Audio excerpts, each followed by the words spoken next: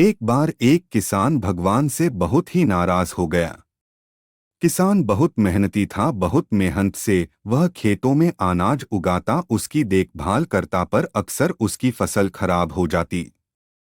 कभी सूखा पड़ जाता, कभी बाढ़ आ जाती, कभी तेज धूप, कभी आंधी, कोई न कोई कारण बन ही जाता कि उसकी फसल खराब हो जाती।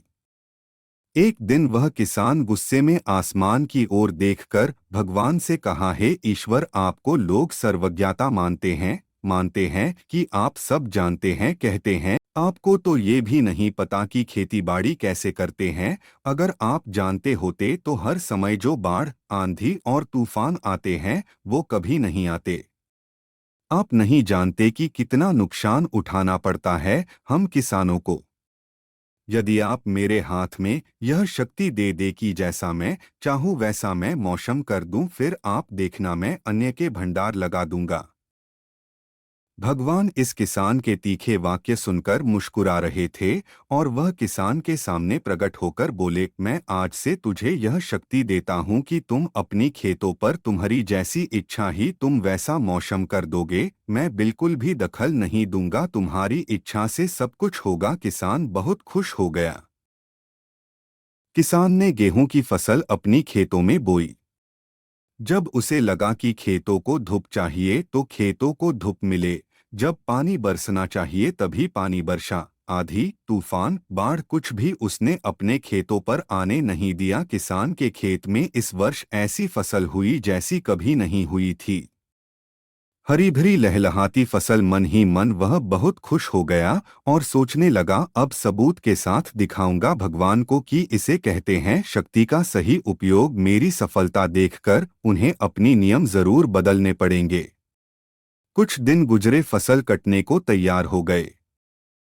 किसान बहुत उत्सुकता के साथ फसल को काटने लगा, पर जैसे ही उसकी नज़र गेहूं की बालियों पर गया तो उसने अपना सिर पीट लिया और वह रोने चिल्लाने लगा। गेहूं की एक भी बाली के अंदर गेहूं का दाना नहीं था, सारी बालियां अंदर से खाली थी। किसान बहुत दुखी हो गया, उसने भगवान को रोते हुए फिर पुकारा, हे प्रभु, तुमने ये मेरे साथ क्या किया? क्या तुमने मुझे कोई सजा दी? भगवान बोले, पुत्र, ये तो होना ही था, तुमने पौधों को संघर्ष करने का मौका ही कहाँ दिया।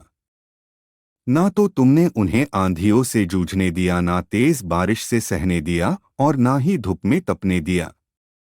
एक भी चुनौती का सामना तुमने उन्हें नहीं करने दिया, इसीलिए सारे पौधे अंदर से खोखले रह गए।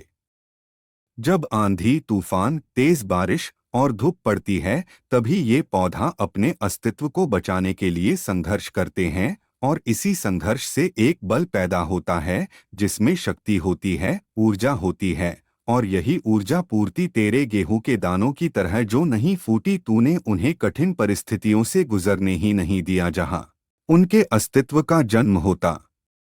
सारे बालियां इसीलिए खाली है, इसमें एक भी गेहूं का दाना इसलिए नहीं है क्योंकि तुमने अपने पौधों को संघर्ष कराया ही नहीं।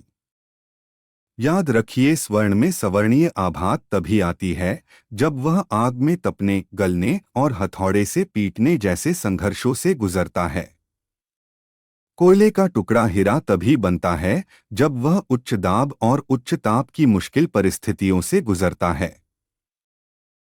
इसी तरह यदि हमारी जिंदगी में कोई संघर्ष ही ना हो, कोई चुनौती ही ना हो, तो हम भी गेहूं की बालियों की तरह खोखले रह जाएंगे, कोई अस्तित्व नहीं होगा हमारा।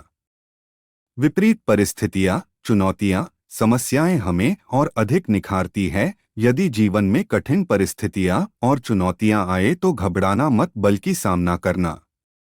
विश्वास करना कि आप और अधिक निखर जाओगे और अधिक मजबूत बन जाओगे। किसी ने कितना सही कहा है, जिंदगी जीना आसान नहीं होता, बिना संघर्ष कोई महान नहीं होता, जब तक ना पड़े हथौड़े की चोट तब तक पत्थर भी भगवान नहीं होता। अगर मेरी कहानी आपको अच्छी लगी तो लाइक करना, शेयर करना और चैनल को सब्सक्राइब करना मत भूलना।